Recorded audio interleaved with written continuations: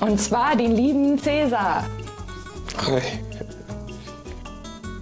Wenn ihr vielleicht schon mal ein Video von mir gesehen habt, dann habt ihr Cäsars Frau Silvia kennengelernt. Heute wollen wir aber Cäsars Geschichte mit Gott hören, weil die so ganz anders ist. Here we are on the second side of the record.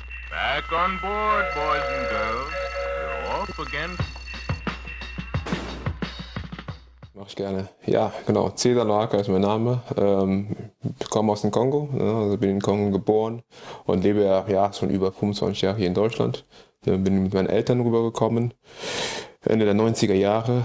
Genau, waren erstmal so im Osten Deutschland unterwegs und sind dann jetzt am Anfang 2000er nach Köln gekommen. Ja. Und seitdem lebe ich in Köln. Und würdest du sagen, du hattest in deiner Kindheit Berührung mit Gott oder habt ihr an was Spezielles geglaubt? Ja, also wie gesagt, da ich ja eigentlich aus dem Kongo komme und Kongo ist ja größtenteils eigentlich christlich und dementsprechend habe ich auch eine christliche Erziehung genossen. Ne? Meine Eltern, Vater waren beide Christ. Ne? Wir sind auch zur Kirche gegangen. Ne? Wir wurden auch zur Kirche gezwungen, so gesehen. Ne?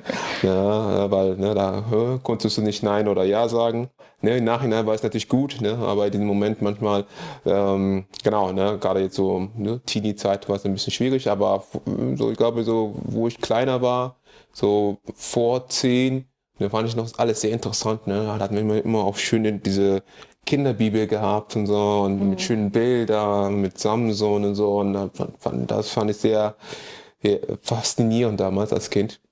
Aber ich glaube auch gerade jetzt durch die westliche Erziehung, also durch die Schulen und, hat es immer weniger und weniger, diese Beziehung zum Herrn wurde immer weniger. Also damals war eher so ein bisschen so spielerische Faszination als Kind. Und dann, wo ich ein bisschen älter war, es gab so 11, 12, 13, fing eher die Zeit, wo ich mich eher in die Welt so ein bisschen so orientiert habe und weniger die Kirche mich immer weniger interessiert hat. Ne? Am Ende war es eigentlich nur noch ein Treffpunkt für Familien. Ne? Das heißt, wenn man irgendwie alte Freunde treffen will oder irgendwie Verwandte, ne? Da ist man da hingegangen. Und die Kirche hat mich immer weniger interessiert. Und ja, es gab sogar Zeiten, wo ich gesagt habe, warum muss ich wieder zur Kirche gehen jetzt? Ich wollte gerne am Sonntag zu Hause bleiben, Fernsehen gucken. Ne? Dann gab es irgendwelche schöne, gute Serien damals. Und da hatte ich eigentlich keine Lust mehr. Ich habe immer noch daran geglaubt, dass es einen Gott gibt, ja, irgendwie, irgendwas, also was Höheres. Aber da war nicht mehr Teil meines Lebens, nicht mehr Fokus. Ja? Ich habe mich da komplett in eine andere Richtung gedreht. Ne? Ich habe mich eher an die Welt orientiert, an diesen ganzen Theorien letztendlich, Evolutionstheorie und. Die Interesse war halt sehr, sehr stark. Und ich habe mich immer mehr in diese Richtung gedreht und weg von Christus und Gott letztendlich. Ja. Okay, also als junger Erwachsener dachtest du, den Sinn im Leben findet man woanders, auf jeden Fall nicht in Gott. Ja, absolut. Ja, ich glaube, wir waren ja in der kongolesischen Gemeinde, sind ja auch dorthin gegangen und dann ist man da hingegangen, einfach um die zu treffen oder so. Ne? Aber nicht mehr Fokus auf Gott, sondern eher nur Gemeinschaft haben mit den Menschen. Ja, das war das noch. Aber irgendwann habe ich auch da keine Lust mehr gehabt. Ja, und die Gemeinde hatte sich auch irgendwann aufgelöst und beziehungsweise an diesen Ort aufgelöst und war dann irgendwo weiter weg und da war so dann auch der Aufwand dahin zu gehen nicht mehr lohnenswert, sag ich mal. Und dementsprechend habe ich die Beziehung zum Herrn, aber auch die Beziehung zur Kirche komplett dann verloren. Ja. Du hast eine Freundin kennengelernt und hattest ja Dinge, für die man lebt. Und warst du damit auch so zufrieden? Das war das, was man jetzt so brauchte oder was du gebraucht hast? Der Glauben hat keine Rolle mehr in meinem Leben so wirklich gespielt. Ja? Ich war dann eher, bin dann wirklich in diese Welt reingekommen, wo es dann vor allem um Kapitalismus geht. Ja? Das heißt also Geld machen. Ja? Das auch die Freundin, die ich einfach hatte in der Zeit, da ging es immer darum, weil wir kamen ja aus dem Ghetto, das heißt also eher so einen sozialen Brennpunkt, wo viele Ausländer leben oder auch Deutsche, aber die halt sehr arm sind, Hartz-IV-Empfänger und. Und dann hatte ich einfach 4, 5 Freunde, mit denen wir einfach da rausgekommen sind. ne, die mit mir auch die Schule gemacht haben, ne, haben die Abitur gemacht. Und da hatten die einfach auch immer diesen Fokus, ey, wir wollen da raus und wollen jetzt richtig Geld machen, ja? Wir wollen Asche machen. Das ist also immer der Fokus. Ja? Und das hat mich dann angetrieben, ja? Dass wir dann im Bankwesen machen wollen, irgendwie Jobs haben, wo wir wirklich viel, viel Geld machen können. Und das war diese treibende Kraft dann, ne, in meinem Leben, wo ich gesagt habe, ich will, ne, es besser haben als meine Eltern, ne, weil meine Eltern aber auch einfach bedingt durch die Situation, ne, auch nicht so viel Geld hatten. Ne. Ich war meistens dann einfach immer zufrieden, ja, aber das heißt nicht, dass ich nicht mehr wollte. Ne, und deswegen, und das hat mich dann angetrieben, ja, ich möchte für meine Familie noch mehr, ne, mehr geben, mehr leisten. Und deswegen war so diese ganze Geldmachgeschichte sehr, sehr treibend in mir. Deswegen habe ich auch einen bestimmten Beruf auch ausgewählt, wo ich wusste, ach okay, in diesem Bereich kann ich wirklich viel Geld machen. Also nicht Fokus auf mein Interesse, Berufung oder sowas, ne, sondern ich habe gesagt, okay, was kann ich, ja, wie kann ich es nutzen, damit ich viel Geld mache. Ja? Und das war so ne, die Idee dabei und deswegen habe ich letztendlich dann auch Ingenieurwesen studiert, ne, weil ich einfach Mathematik gut kannte, ne, ein bisschen auch Technik drauf hatte und dann habe ich gesagt, komm, ne, dann gehe ich halt bei diesem Bereich und ich wusste, dass Ingenieurwesen der eine Bereich man sehr viel Geld verdienen kann, ne? Ist ein Job, wo man auch einen Status hat, ne? Da ging es ja auch so gerade in diesen, in dieser Zeit, ja, ging um Status, gesehen zu werden, auch stolz zu sein, ne? Man hat was erreicht, ja. Das ist einfach du musst was dafür tun, ne? Dann bekommst du was und da bist du wer, ne? Ja, und diese Ideologie, ne, das war in meinem Kopf, ja. Das heißt, du musst viel tun, ja, und dann hast du ein bisschen Status und dann hast du es geschafft, ja. Und es geht bei uns immer, wir haben es geschafft, ja. Und wir haben uns auch als Freunde immer ein bisschen auch konkurriert, ne, dass wir uns einander angetrieben haben in die Schulen. Ja, deine Note, ne, Notendurchschnitt und das war auch damals so, in der Abiturzeit haben wir, uns, immer wieder mit einem Lehrer angelegt, ne? So in Form von Diskussion, ne? Wenn die so Notenvorgabe ging. Sag, ja, okay, Herr Lorca, ich sehe Sie hier in dieser Note. Sag, Herr Löhr, ne? Ich sehe es aber nicht so, ja. Und dann hat man gefeilt und von jedem einzelnen Kommanote irgendwie noch gekämpft. Klein Nachhinein, ja, eigentlich banal, aber ne, in der damaligen Zeit war es sehr wichtig, ja, ne, man wollte nicht, na, aber es hat natürlich aber auch einen negativen Effekt einfach gehabt, ne, weil man dann einfach diese Wettbewerbsmodus auch hatte, ne, und das führt oft dazu, dass man dass man einfach letztendlich ein bisschen so einen Tunnelblick hat, ja, und einfach nur noch seine Ziele im Kopf hat, ja, ne, und das war so ein Thema, ne, was ich gerade so mit 17, 19, 20 dann bekommen habe, ne, also bevor ich meine Frau dann kennengelernt habe. Genau. Eigentlich klingt das ja für alle gut, ne? Man will es besser haben, man will so viel Leistung geben und man möchte sich nicht damit zufrieden geben, was man jetzt hat. Das ist ja, wie du schon sagst, generell auch so ein Zeitgeist-Ding. Hat ja auch viel Positives so, ne? Hat sich das denn verändert mit Ehe und Kindern, der Fokus?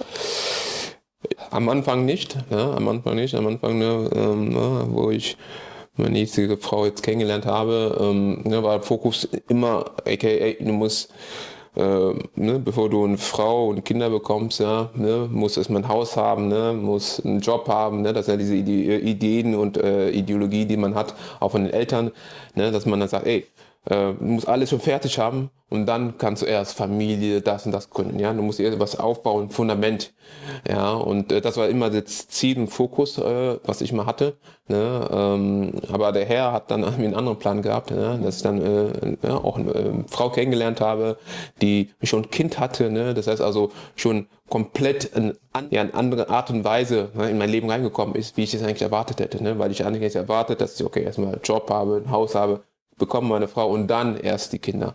Und ja, so war ich mitten in der Schule quasi eigentlich noch, ne, und habe sie dann kennengelernt. Und das war auf jeden Fall auch für mich selbst auch eine Herausforderung. Ne? Wow, okay. Wie gesagt, ich war damals nicht gläubig, aber hatte ich aber trotzdem diese weltliche Gedanken hatte ich immer, wie kriege ich das hin, klappt das auch mit Familie, geht das und so weiter und so fort, ist das machbar? Ja, aber ich habe mich getraut, ich habe gesagt, nee, möchte ich machen, weil ich sie auch einfach geliebt habe. Und dann habe ich gesagt, ja, nee, diesen Weg möchte ich gehen, auch wenn es herausfordernd ist, auch als Schüler, auch wo ich war quasi kurz vorm Ende, und dann bin ich auch im Studium reingekommen. Ne? War auch natürlich auch herausfordernd, aber ich habe es letztendlich einfach gemacht, weil ich dachte, ja, ne, mit dieser Frau möchte ich einfach nicht nur kurz bleiben, sondern länger zusammenbleiben, ja, und am besten auch heiraten und noch mehr Kinder mit ihr bekommen. Und dementsprechend habe ich mich auch dafür entschieden, bewusst. Das hat sich in dem Fall damals ein bisschen geändert, ne? Dass ich einfach nochmal einfach nicht mehr alleine war, ne? Sondern ich weiß, okay, ich habe jetzt Verantwortung, ne? Ich muss was tun, ja, so, aber das hat mich eher dafür geführt, dass ich noch mehr in dem Bereich, ich muss noch mehr Geld machen, ja, ich muss noch mehr leisten, ja, ich muss noch mehr in das Studium, ja, deswegen war ich in das Studium reingegangen. 6 Jahre, ne, wo wir zusammen sind, ne, bevor mein zweites Kind gekommen ist, ne, war ich noch in diesem Bereich noch sehr, sehr stark, ja, also da gab es nicht so eine Änderung, sondern eher eine Verstärkung in die andere Richtung, noch mehr Geld zu machen. Ja. Genau. Ja, das klingt auf jeden Fall nach einem langen Tag, den du da hast, ne? Mit einem Job, mit Kindern, mit viel Verantwortung, mit du willst es noch weiterbringen und du willst dich selber noch pushen. Hat dir irgendwas gefehlt im Leben? Mir persönlich, ne, das muss ich einfach auch sagen, ich war immer so ein sehr zufriedener Mensch. Ne? Also auch in der Kindheit, ne, auch wo wir, auch bei meinen Eltern, aber wo es vielleicht nicht so viel gab, verglichen zu, ne, man muss mal sagen, ne, war ja trotzdem ja doch verglichen zu anderen auch reich, aber ne, hier in diesen westlichen oder deutschen Gesellschaften, ne, wenn man sagt, ja, hey, der war eigentlich arm, ne, der hat bestimmte Sachen nicht gehabt, ne, aber ich war immer zufrieden, ja, ich habe nie gemocht oder so, ne, wenn ich sage, ja, schade.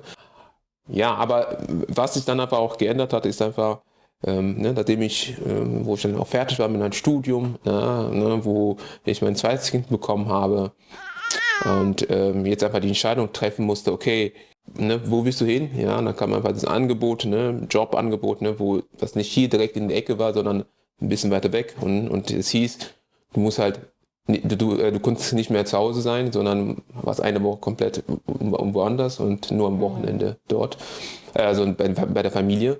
Das war dann so eine schwere Entscheidung, ja, aber ich habe mir auch mehr gesagt, ey, das ist eine Gelegenheit, ne, das wird uns weiterhelfen. Ne? Das ist quasi so ein Opfer, was man bringen muss, ja, damit man letztendlich weiter vorankommt, weil das war eine Gelegenheit, bei einem Automobilhersteller zu arbeiten, wo ich gesagt habe, ey, das kann ein Türöffner sein. Natürlich war das sehr, sehr schwer, auch für mich, aber vor allem auch für meine Frau, diese Entscheidung mitzutragen. Ja, und es war auch sehr belastend insgesamt für die Familie. Und das hat auch zu Auswirkungen geführt. Ne? Und diese Auswirkungen, ne, das hat uns letztendlich näher zu Gott gebracht. Dann erzähl, wie es dazu gekommen ist, dass Gott wieder in euer Leben getreten ist. Ja, damals, wo wir diese Entscheidung einfach getroffen haben, ich habe gesagt, okay, ne, diesen Weg muss ich einfach gehen. Ne, ich glaube, das ist ein guter Weg, ne, weil ich dachte, okay, ne, das ist der Türöffner für mich. Und ich wusste, dass es natürlich, wir haben ein kleines Kind gehabt, ne, also insgesamt wären 3 Kinder, das heißt also alleinerziehende Mutter, ne, mehr oder weniger. Ich bin dann halt nur 2 Tage da, das ist halt wenig. Ja. Und ich wusste natürlich, dass es belastend ist, aber ich wusste nicht, dass es so belastend sein wird, ne, für meine Frau. Ne. Ich wusste nicht, wie groß die Konsequenzen wären, also letztendlich dann auch waren.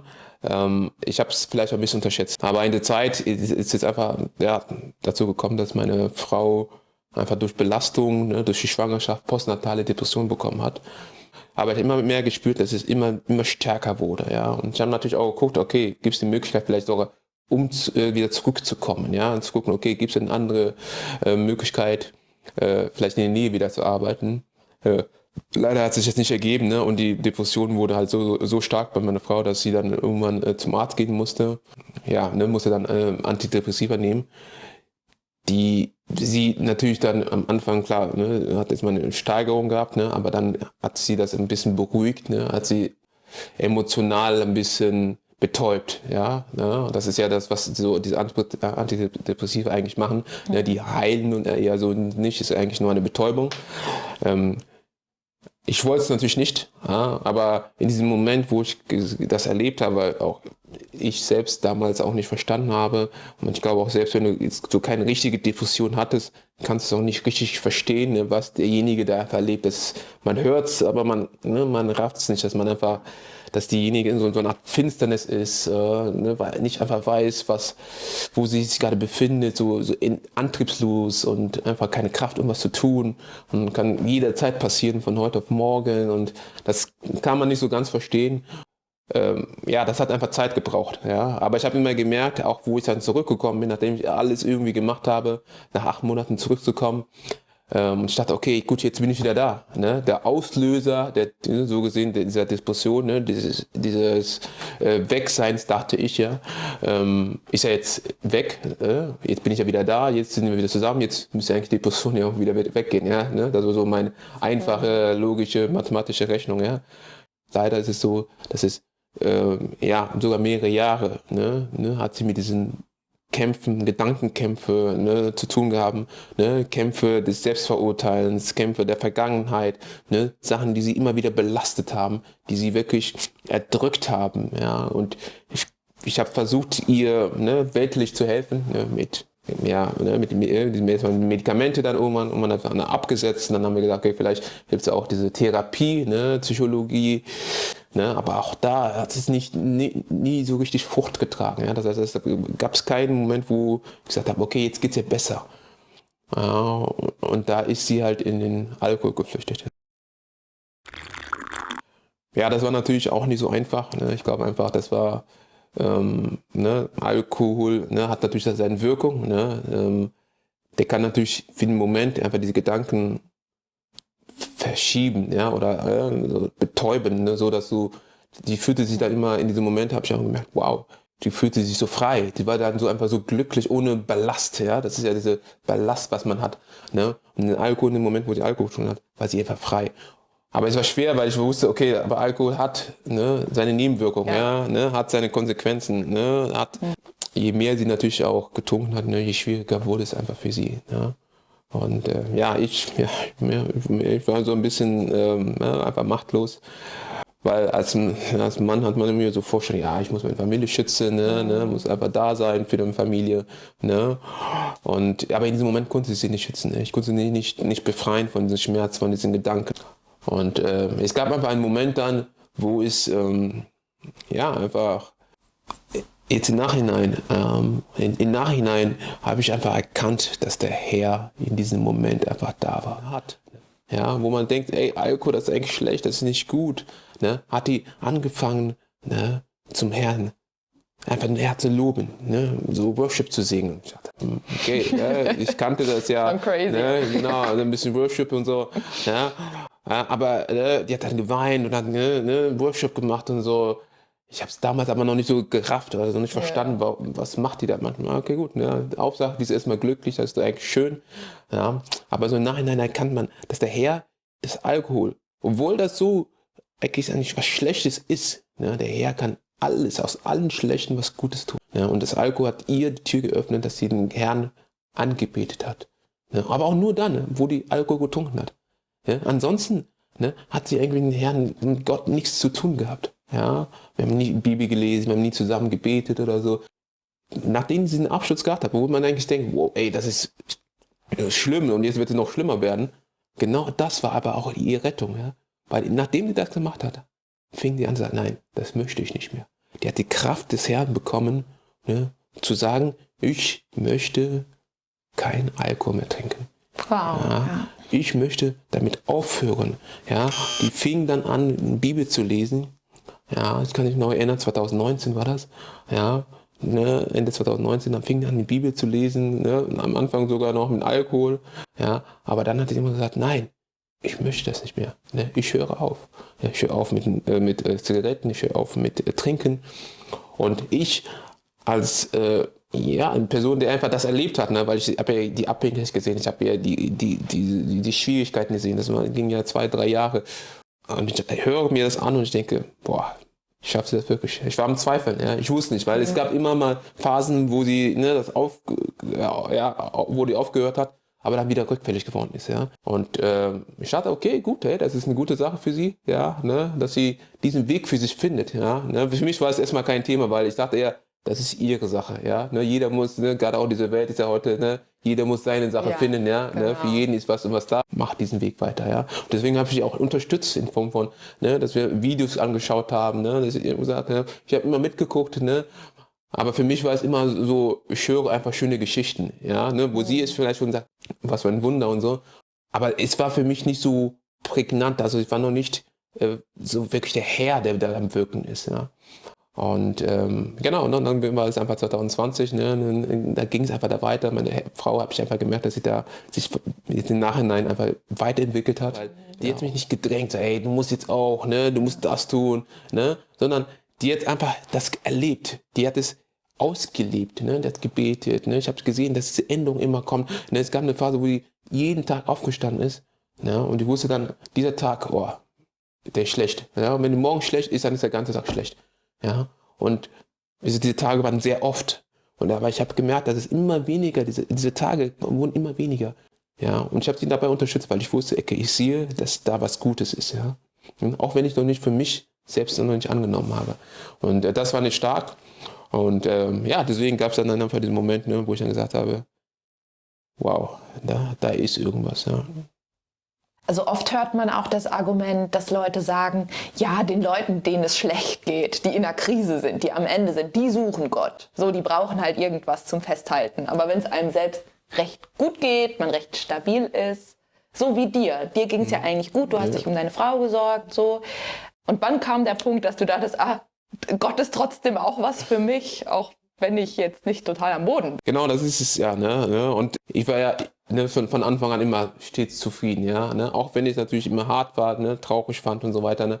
Aber für mich persönlich als Mensch, ne? War ich immer zufrieden mit meiner eigenen Situation, ja? Ich war traurig, wenn diese Sachen nicht so gut gelaufen sind.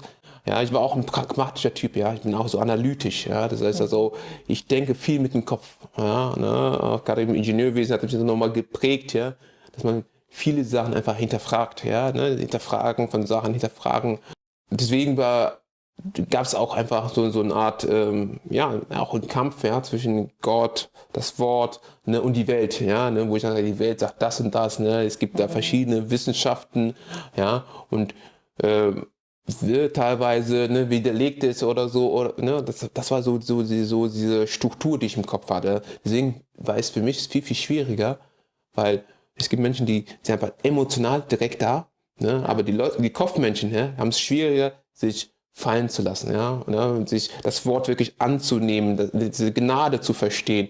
Diese Gnade, das kann man nicht logisch verstehen, ja, und das versucht man dann immer als Kopfmensch. Und für mich war es einfach so, wo ich dann mit meiner Frau diese Erlebnisse erfahren habe, ne, wo ich einfach gesehen habe, wow, der Herr wirkt gerade, ne, der Herr tut gerade was, ne, der Herr stellt meine Familie wieder her, weil das war diese Krankheit, ne, und letztendlich aber auch, ne, das Alkohol Situation hat das eigentlich dafür, dass die Familie sehr angespannte Situation war. Ja, ne? Und in sowas, ne, und man sieht es ja auch immer in den anderen Familien, kann auch eine Familie zerstören. Ja, ne, ich habe einfach in diesem Moment erkannt, dass wir wirklich Segen hatten, ne, dass der Herr zu einer richtigen Zeitpunkt gekommen ist. Ja, ist mir immer mehr und mehr bewusst gewesen, weil wir auch immer mehr diese Predigen, denn damals haben wir sehr oft Joyce Meyer gehört, ne, und der Herr hat Stück für Stück, ne, bei mir gearbeitet, weil der braucht ein bisschen. Ja. Ich war ein sehr kritischer Mensch, muss ich sagen. Ja. Was auch nicht schlecht ist. Genau, ne, aber auch einfach auch sehr kritisch, ne, weil ich einfach auch diese starke Prägung einfach hatte jetzt. Aber der Herr hat Stück für Stück, ne, an mir gearbeitet. Und es gab einmal diesen Moment, wo ich dann mit meiner Frau am Essen war. Und ich sehe, oft ist es so, dass wir auch so die scheinbar glücklichen Menschen, ne? Es gibt immer irgendwas, ne, was es einfach gibt, die einen belastet, aber man kann es gut verdrängen. Ja, ne? Wir sind sehr gut in Verdrängen. Es gibt Menschen, die es nicht schaffen, ja, ne? Und da kommt das alles raus und dann entsteht diese Depression und so weiter und so fort. Ne? Und dann gibt es aber die Leute, ne, die in so einem System, wo wir leben, sehr gut klarkommen. Ja? Das sind Leute, die dann einfach die Sachen durchziehen. Ja? Das heißt, du kannst, egal wie schlecht es ist, verdräng es. Aber in dem Moment, wo ich dann mit meiner Frau geredet habe, und ich weiß nicht warum, aber ich habe einmal dann diese Ballast gespürt. Ne? So eine Art Ballast, ne, was ich hatte, was ich immer mitgetragen habe.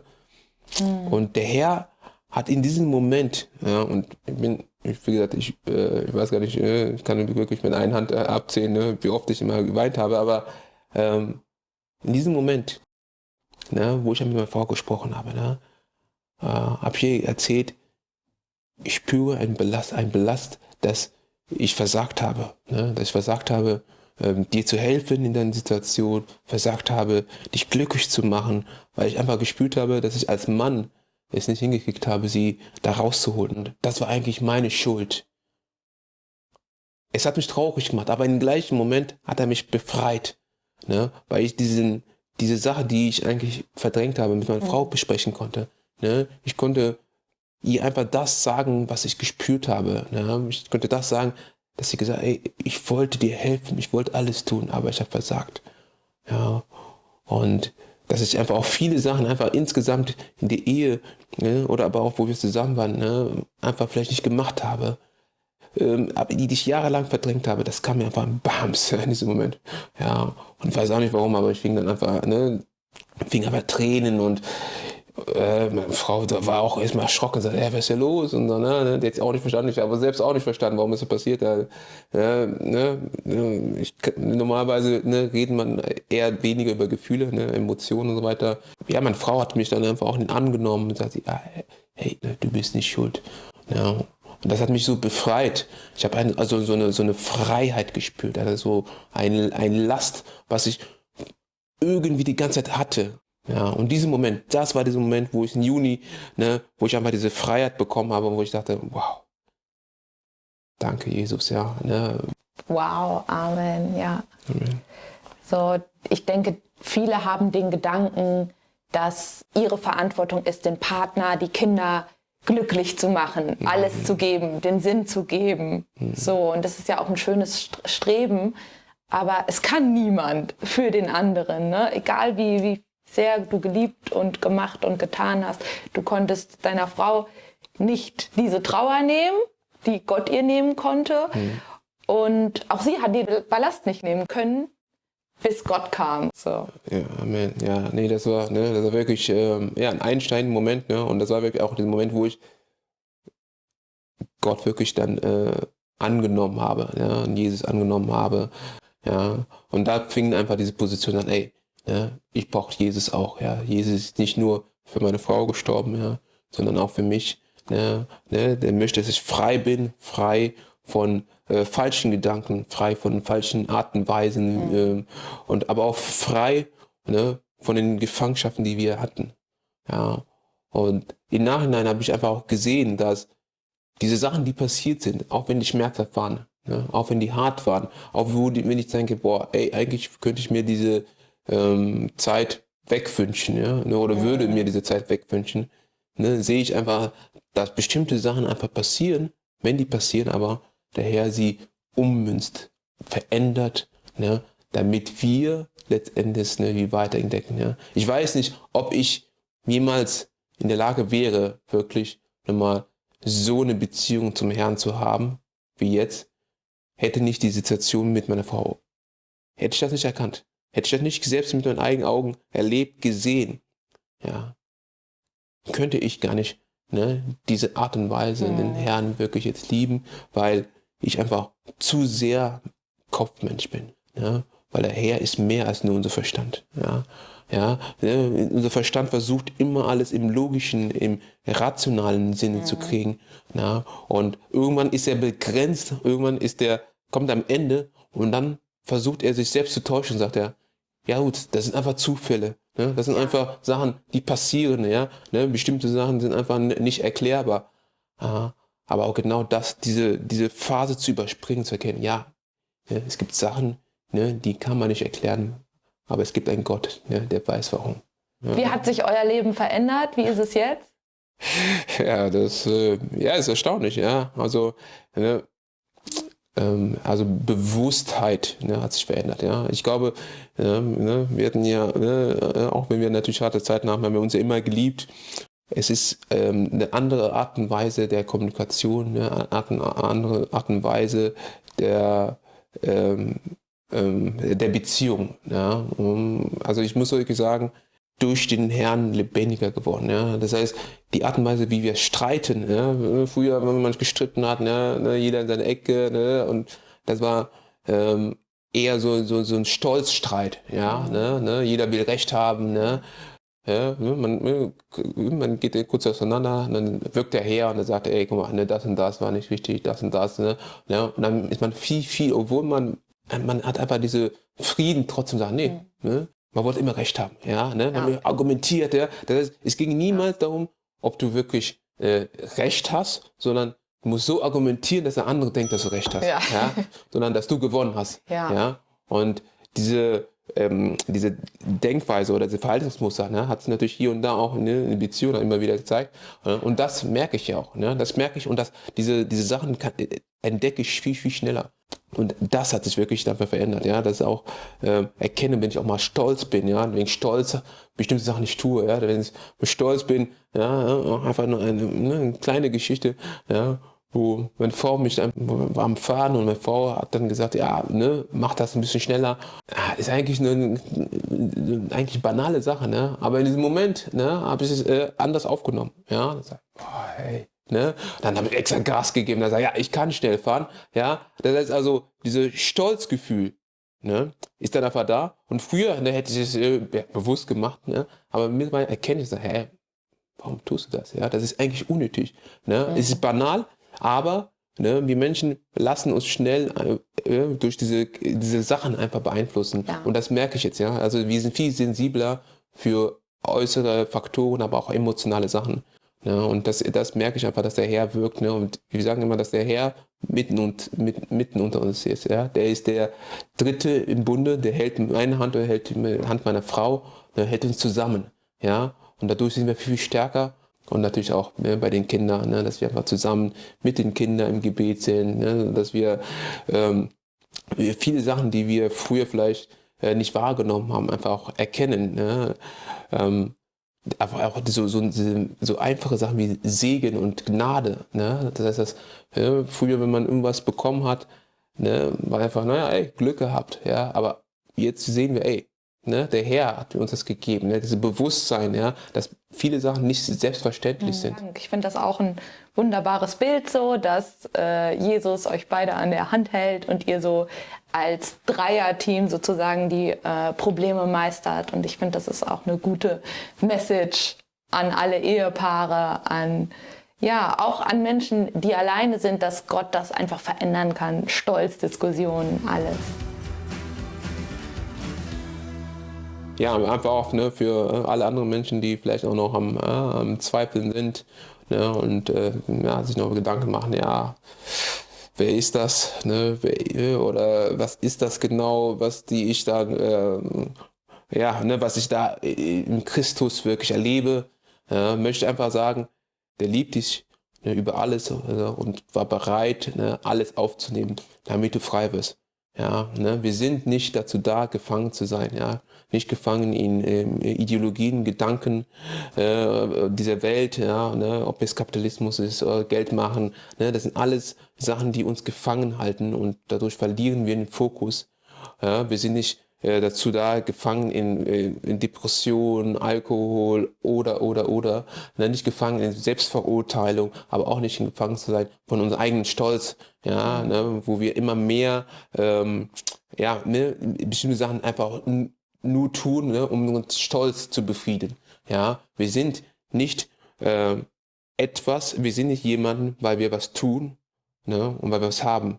Wir sind schon Kinder Gottes, wir sind Kinder Gottes, ne, und Gott liebt dich, Gott sieht dich, Gott möchte eine Beziehung mit dir aufbauen. Er möchte dich da rausholen, wo du bist. Er möchte dir eine neue Art und Weise des Denkens geben. Er möchte dich nicht, dass du gefangen bleibst, ja, in deine Welt, ja, in diese Welt, wo du vielleicht auch nicht nicht genau weiß, was ist das, was ich hier erlebe. Ist das gut, ist das schlecht? Ja, manchmal verdrängen wir so viele Sachen, dass wir noch nicht mehr das Schlechte in der Welt erkennen.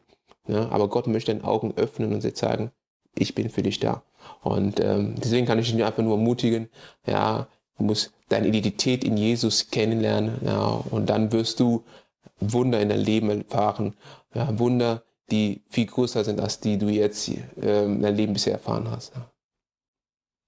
Amen. Dankeschön.